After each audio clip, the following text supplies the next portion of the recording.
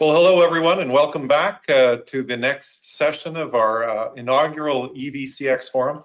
Again, many thanks to John Shipman of Con Ed for telling us about the intricacies and challenges in the New York City area.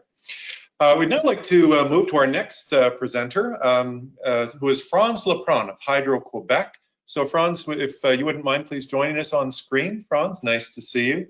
Hydro-Quebec serves 4.3 million customers in the Canadian province of Quebec, and Franz is Hydro-Quebec's Director, Transportation Electrification. Franz, welcome to the EVCx Forum. And just as a reminder to everyone, as Franz goes through her presentation, please take a moment, jot down any questions you may have in the questions area of our webinar screen, and we'll go from there. So with that, Shauna, if you could have Franz's presentation shared, and Franz, we'll turn it over to you. Thank you, Dave. Can you see my presentation? Yes. Yes, okay, all right. So good afternoon, everyone. I'm going to, first off, I'm going to talk a bit about Hydro-Quebec. For those who don't know, Hydro-Quebec is a state-owned utility, electric utility. We're vertically integrated. So we generate electricity, transport, and distribute. And we serve the province of Quebec in Canada. So we're one of the largest utilities in Canada. And our production accounts for close to half of Canada's hydropower generation. So we have assets of 31 billion. So we are one of the major renewable energy producers in the world with 63 generating stations, over 250,000 kilometers of lines, and over 4 million customers. So one of the particularity of Hydro-Quebec is that over 99% of our electricity is generated from renewable sources. So it's mainly hydro, water, but we also have wind and very soon a bit of solar. We also have the lowest rate in North America, so we're very fortunate. We have the perfect storm to get into electric mobility. So we took a look at the big picture and we realized that mobility is changing, and not is it only changing, it is changing completely. So when you look at the traditional model where everybody owns its own car, we know that this is not sustainable because population is increasing, because there is already a lot of traffic issues, and then people are migrating throughout the world towards urban centers. Traffic is an issue, as I said, but air quality is also an issue. And so new models are developing. So we hear about car sharing, ride sharing, electric bikes, scooters, more and more public transit, mobility application, autonomous car, mobility as a service. So these are all new concepts that we did not hear about 10 years ago. And one constant in all of those models is that mobility will be electric. This is something that we like to hear as utility. So it is a world trend. It is an irreversible trend. I really like this slide I'm showing right now. So Shell CEO drives an electric car and just bought another one. I think that shows you the depth of the trend that is everywhere. We know that several economies have committed to a fossil fuel vehicle bans. So you see the list of those countries. This is an extract from Wikipedia, and it keeps changing.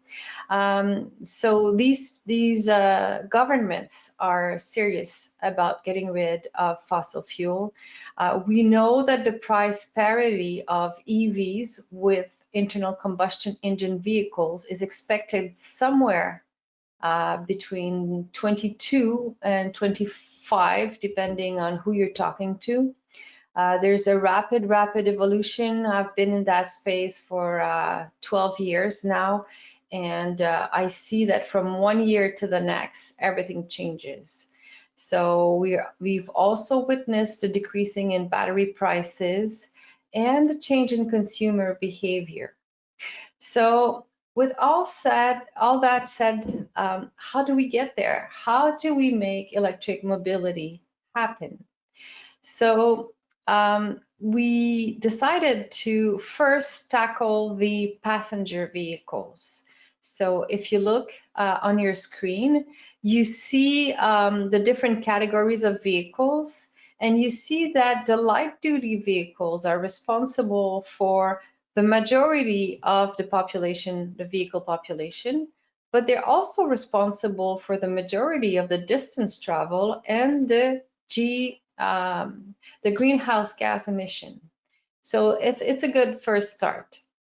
So now this is well known. There's really three conditions to EV mass penetration: incentives until we get to price parity, and in Quebec this has been handled by the government. So we do have incentives to buy EVs.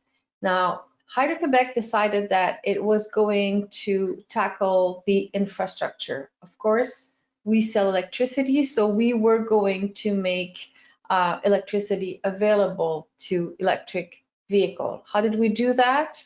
So we launched the first public charging network of the country. It's called the electric circuit, and it was the first one, and it is still the largest public charging network in Canada. So we launched that in 2012, and we started with 4 founding partners that you see on the screen. These partners were visionary at the time. Remember, 2012, there was like, I don't know, 50 EVs, maybe I'm exaggerating a tiny bit. So we started with these 4 partners. They're also called hosts. And as of now, 8 years later, we have over 435 partners hosting different charging stations throughout the province. We're now up to 500 stations, and that includes 305 DCFCs. We have 70,000 members, so members that have a card for the electric circuit and that can charge on our charging stations. So now we know that one of the most important factor for people to buy electric vehicle is that they are reassured that there will be fast charging stations everywhere. So this is one of the heaviest factor, if you want, in the decision. So in 2018, we got a new legislation changed that allowed us to rate-based the deployment of the DCFCs. And so we committed to adding 1,600 new DCFC fast charging station by 2027, so over a period of 10 years. And we've been working on that for now over 2 years. It's going very well, and we started with one DCFC station here and there, and now we're deploying what we call super stations. So you see the picture on the screen. So what you see on the screen are 50 kilowatt stations, and that's what we've been deploying so far. But right now we're evolving to 100 kilowatt stations that we're starting to deploy this year, and also to 25 kilowatt station. Well, that might seem a little bit counterintuitive, but those 25 kilowatt stations are good when a level 2 station is too slow and fast charging is too fast. So for instance, if you're going to the movie, you're there 2 hours. So the 50 kilowatt is too fast, but the level 2 doesn't give you enough power. So if you go to a mall, that's the same story. So that's where we're going to deploy the 25 kilowatt stations. The 50 kilowatts we're deploying along the highways and the main roads in Quebec. And more, we're going to see 4 stations, 8 stations, more volume in the stations, and more diversity. So you'll have, we're still deploying 50 kilowatt because the majority of the vehicles cannot take any more than that, but there's going to also be an offer of 100 kilowatt. We have now 20 superstation, what we call superstations, and we're going to deploy several dozens this year. So let's have a look at the statistics of the electric circuit. In blue, you see the charging stations. It looks flat, but it really is not. It's because of the scale. And then you also see the number of vehicle registered in gray. In orange, it's the number of sessions per month that we've been having. So if we forget the situation of the confinement, which as you can see has a major impact on the number of sessions per month, we see that we've experienced a really steady growth. And we're convinced that as soon as this is going to be over, we're going to resume the progression. Because as I said before, this is not a temporary trend. This is a very solid trend worldwide that is going to continue as soon as we get back on the road. So I said we started with the light duty vehicle, but we're also involved in the public transit. So whether it be the public buses or the school buses like they're doing in New York, electric streetcar or trains. I mean, we have lots of projects. So how do we get involved in that? So we, Hydro-Quebec, contribute financially to these projects. So for instance, we have a 67-kilometer light rail train called the REM that is currently being built in Montreal, and we're financing the portion of the infrastructure that allows the electricity to get to the train. So we are going to also contribute to other projects like the fast charging buses, or just even the depot charging buses. So right now what we're seeing is the movement is more towards night charging for the public buses. And in Quebec, there is a public policy that states that by 2025, all public transit societies will not be able to purchase anything other than electric buses. So there is a vast movement for those societies to electrify the garages and their depots, and we're helping with that. The next steps will be the delivery vehicles. So we're still trying to figure out how we can help that deployment.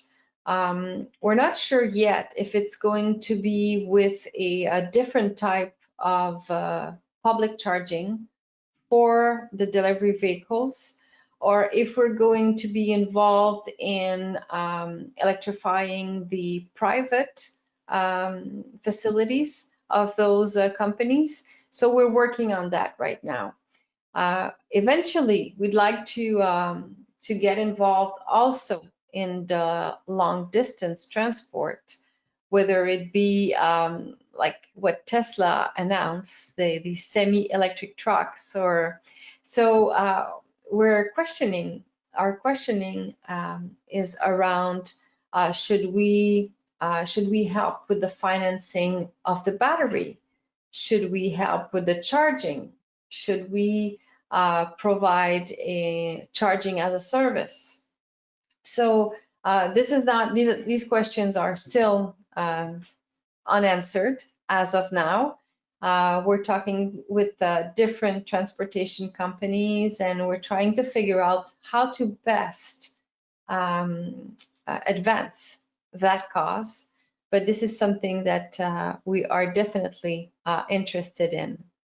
So we view our role as a utility mainly in the charging, whether it be public charging or private charging, or as I said, charging as a service. So imagine, for instance, that you are a company with a fleet and you want to electrify. So you come to us and we could finance a portion of, let's say, the battery, the overcost, or we could finance the infrastructure and the installation of the infrastructure. So we have the expertise. We know which one would work best for a given situation. So you don't have to really try to reinvent the wheel. So we could provide all the expertise, and we could also provide the electricity. So this is a model that we're looking into to see if it would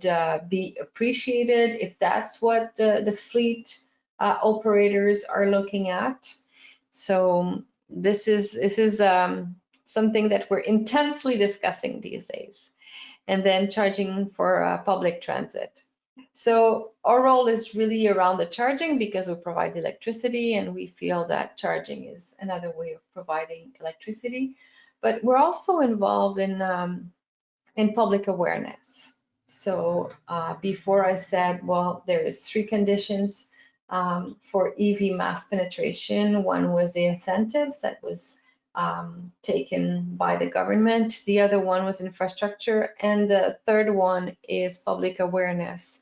So there is a big communication role that comes with providing public charging, because still to this date, even though we see this rapid progression, it still is very marginal, and the general public is not aware of the basis surrounding electric vehicles and charging in general. You know, one of the main paradigm that is shifting is that you don't have to go outside of your home to fill up. You fill up at home. And it may seem like really, really basic when you own an EV, like probably most of you have for a number of years. But for the general public, it still is something that they have to discover.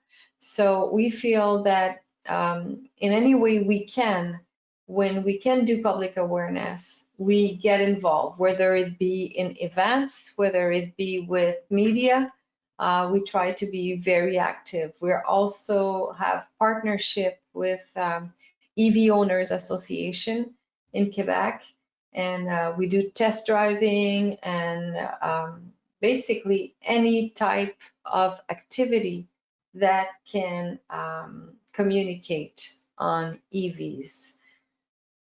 So in conclusion, for Hydro-Quebec, e-mobility really is an obvious choice because we have clean electricity, we have cheap electricity, we have put together an extensive network, and for Quebec, it's a clear advantage for our trade balance, and it makes for greater energy independence.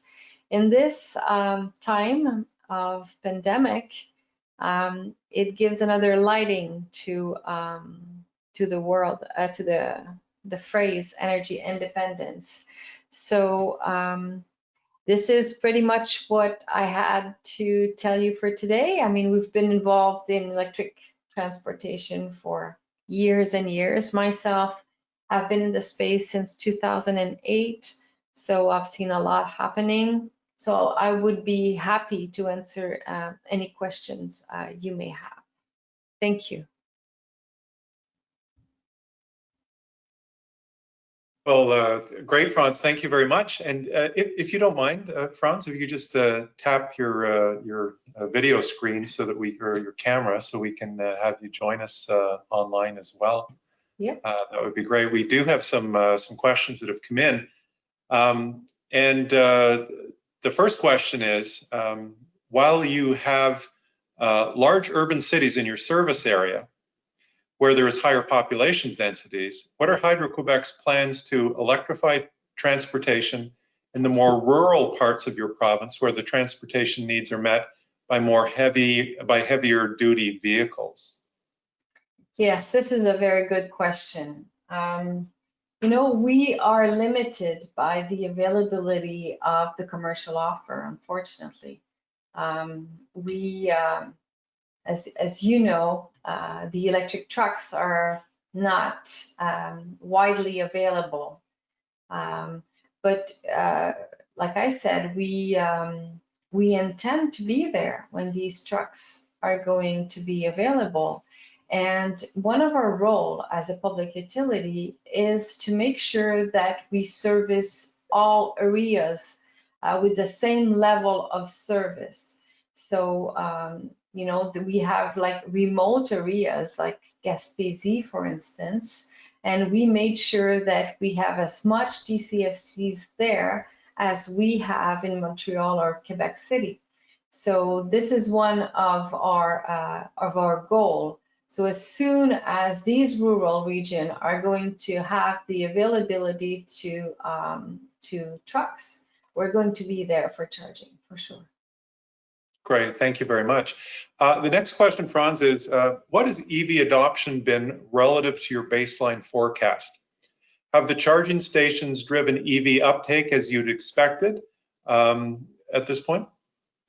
Right now, you know, Quebec is very particular in the sense that we are one of the very few jurisdictions, or maybe the only one jurisdiction in the world that heat with electricity. So that means that our grid is built to meet the coldest day of the year in January or February. Which you never have cold days in Quebec. There are very few, very few. So that also means that our grid has a lot of leeway throughout the years because, you know, besides that 1 or 2 cold days in February, we have the capacity. So EVs are really, I wouldn't say an anecdote, but maybe a footnote on our energy planning. So, and right now, we have been following the guidelines of the government. So we were shooting for 100,000 EVs for the end of the year. And well, now we're a little bit slowed down by the pandemic. But had we not had this pandemic, we were on track to get to the objective. So we don't foresee any major difficulty with the uptake of EVs. And we've even modeled the situation where the full fleet of Quebec would turn electric. That is over 5 million EVs. So that's a wet dream of us. And we could meet the demand. So this is not a concern. Great, thank you very much. Next question in. Thanks a lot for the great webinar. As we are moving forward to expanding the EV infrastructure, I would appreciate if you can explain how the future of gas stations would look like.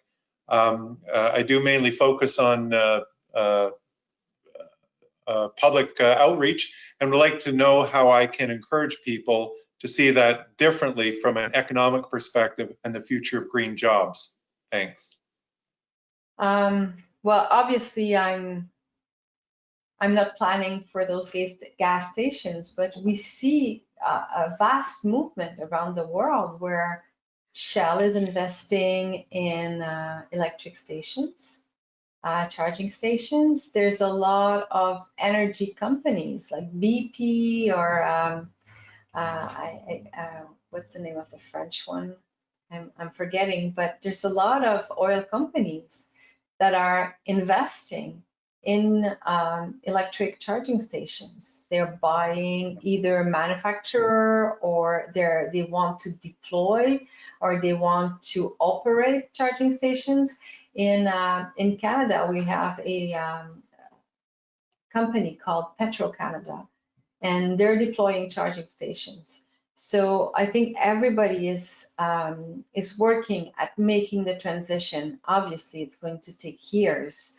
When I was alluding to the fact that the whole fleet in Quebec could turn electric, I mean, we're talking like 15, 20, 25 years. It's coming, but I think they have time to transition. The gas station, Great. they do. Thank you. Next question. Is Hydro-Quebec installing charging at residences? If so, how are you connecting with residential customers to let them know of this service? Not yet. We're not doing that yet. So you can deduct by that answer that we're looking into that, because we realize that if we could control the charging at home, that would help us tremendously with the managing of the grid. So we have a new subsidiary called the ELO that will eventually provide charging stations for home, smart charging stations that we as a utility could control when needed, and with the blessing of the use of the owners, obviously. So you as the owner, as an owner, could tell us, well, you know, as long as you respect this and this and this parameter, you can control my charging station, and you can make sure that it can be used in case of needs. Let's say, for instance, on the coldest day of the year, when, you know, power is at peak and we need power. So this is something that we're looking into, and it's coming like soon, like in the next few months here, but we're not doing it just yet. Great, thank you. Next question. Might you know what % of Hydro-Quebec's fleet is electric? This is a question that could be embarrassing, because our fleet is made up of a majority of big trucks. So all of the light duty vehicles have been pretty much electrified, like all the SUV that we have, all the cars that we have, they're pretty much electrified. But all the big trucks, we still do not have any offer on the market. And we've been discussing with all the manufacturers. We told them, hey, we'd like to conduct a pilot with you. We want to electrify our bucket truck or our big equipment truck, and we're stuck by the availability of the offer still. Thank you. Next one is, for the electric buses in Quebec, is there curbside opportunity charging? And if yes, is energy storage system used to deal with the high peak demand? We have one pilot that has curbside charging. There's 5 buses, and the public transit authorities have decided that they favored the night charging instead, for many reasons.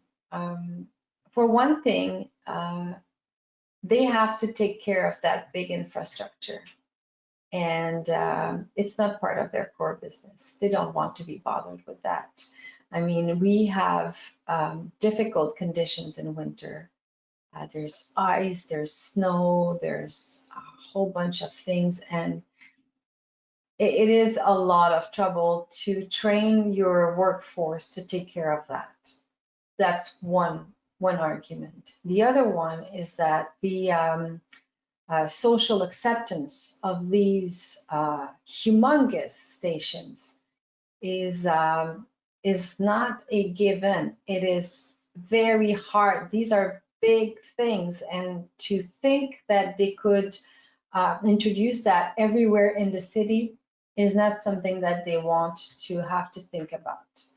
And then there's also the peak demands. So in order to have an interesting rate with a system like that, you would have to have a continuous flow of buses. And that is another difficulty.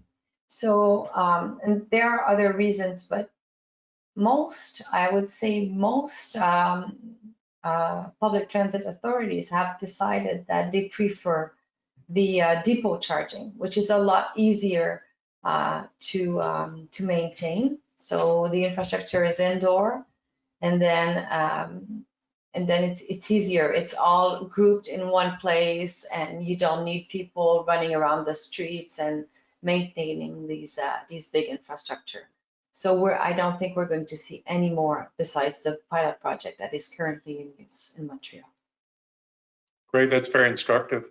Next question is, what would you recommend to a utility wanting to get involved in e-mobility? My main advice would be take a lot of time to select the charging stations that you're going to use. Test it. Make sure you know the supplier. Make sure you have good service. Make sure that they're sturdy and that you don't have to spend too much on maintenance. Because this really is the backbone of your operations. And when you have a good supplier, it's worth a lot. And when you don't, I mean, that can be extremely time consuming. So spend a lot of time selecting your supplier. That would be my advice. Thank you. Next question that's come in is, what is the most important aspect of operating a charging network? There's a lot of important aspects, but one that is probably overlooked is the amount of communication that you have to do as a network operator. Communication is a big part of operating a charging network. You have to talk to your members, and as soon as, because regularly you change your service, you improve, you offer other services, and you have to communicate. Just a quick example.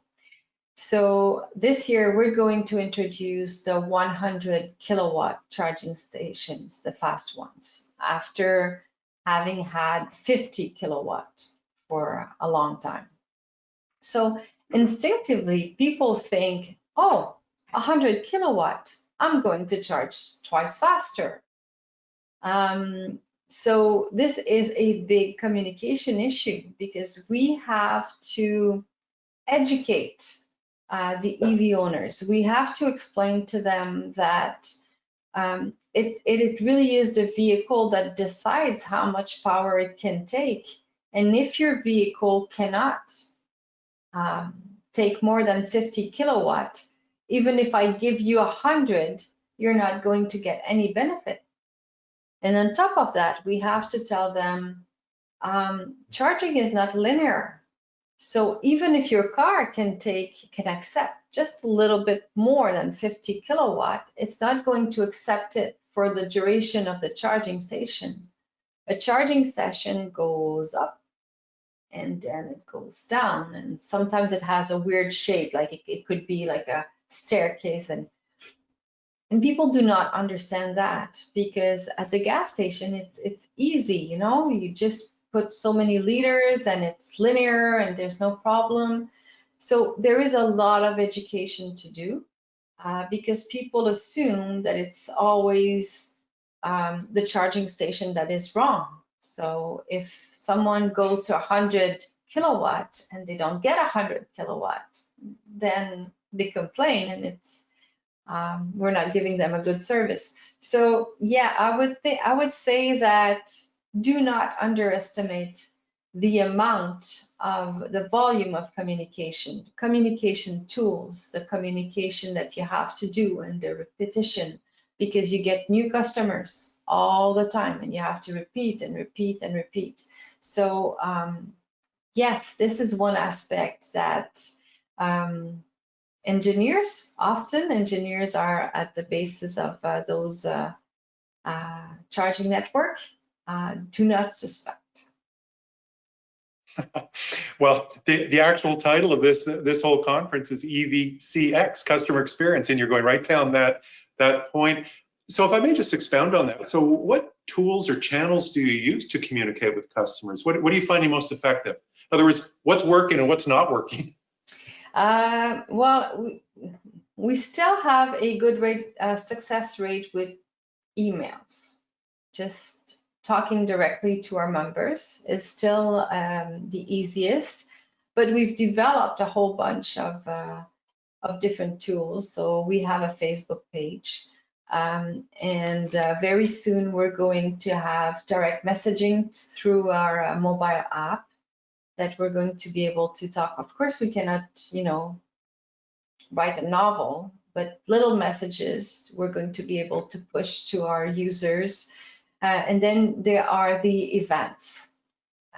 We make a point to be present, in events where we're going to meet our members. And talking to them is always very efficient, but we have 70,000 of them, so we're aware that unfortunately we cannot have one-on-one with every one of them. Great, thank you very much. Next question was, what lessons have you learned along the way since launching the electric circuit? I like the word that, what was his name? The presenter before me, John. Oh, John. I think. Yeah. John talked a lot about flexibility. Yes. And I agree, completely agree with him. You need, no matter what you're doing, you need to plan to be flexible because your plans are going to change. And it changes from 1 year to the next. It's always different. So you need to be able to adjust. And that would probably be the major lessons, because you think you have a plan, and then you don't. So you need to be flexible, and if you can. So if you're a utility and you're thinking of rate basing and you're going to your either your government for a legislative change or to your regulator, if you can, try to stay in control of your rating, your charging rates. Unfortunately, we were not able to do that, and that is an issue. It's complicated. Charging rates are complicated, and there is competition. Competition is coming, and they won't have regulators, and they won't have government telling them what to do, and they're going to be flexible with their charging rates. So if you can, try to stay in control of your rates. That is a big thing. That's some great insight, and it's very encouraging to hear from somebody who's had a lot of experience and success in this, to those of us who may be just getting started and are frustrated. It's nice to hear that we're not alone if we're going down that path. The next question was, Franz, what might you consider to be some of the top challenges for utilities when it comes to EV implementation? Top challenges. Communication is one.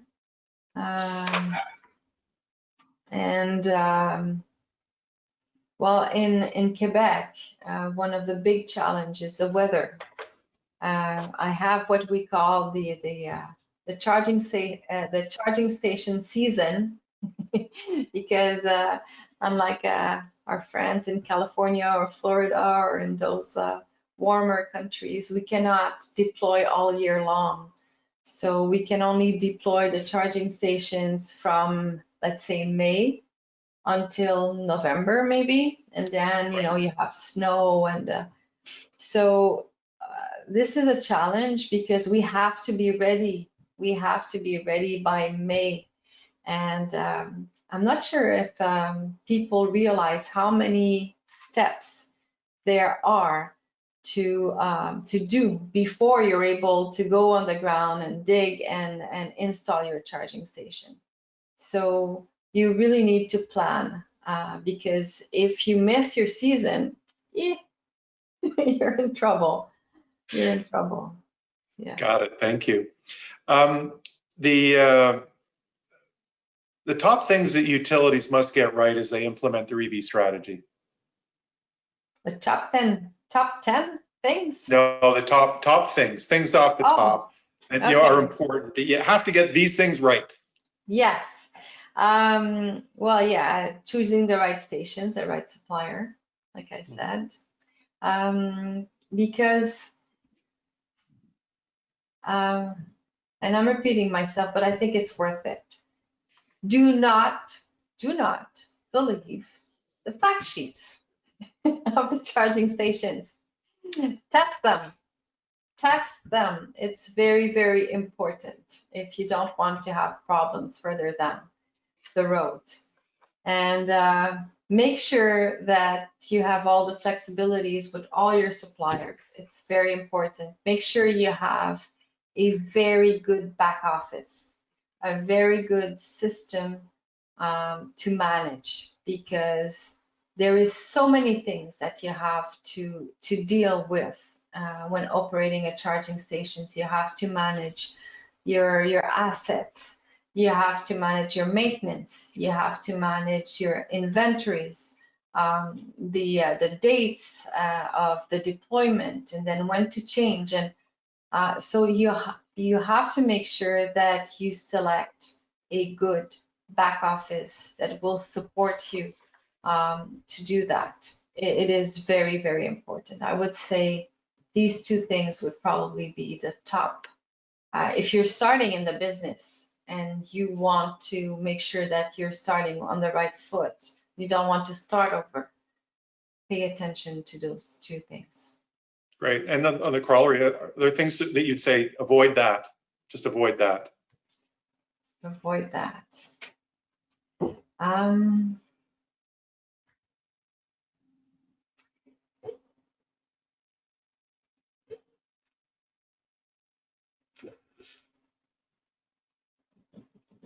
I can only think of don't go too fast. Take the time. Talk to people who've done it. We've made all the mistakes, so talk to us, and yes, take your time. Take your time. Great, thank you. Yeah. Last question. Top opportunities for EV implementation. Opportunities. I think this pandemic is going to be a great opportunity for e-mobility, because we're going to start to see the world differently. We're going to want to be autonomous. We're going to want to be, not to lose, this this progress that we've done by not driving cars during that time. I mean, we're doing good things for the environment. We're not going to want to go back. So I think it is a great opportunity to make sure that people understand that e-mobility has the power, the potential to maintain us where we are.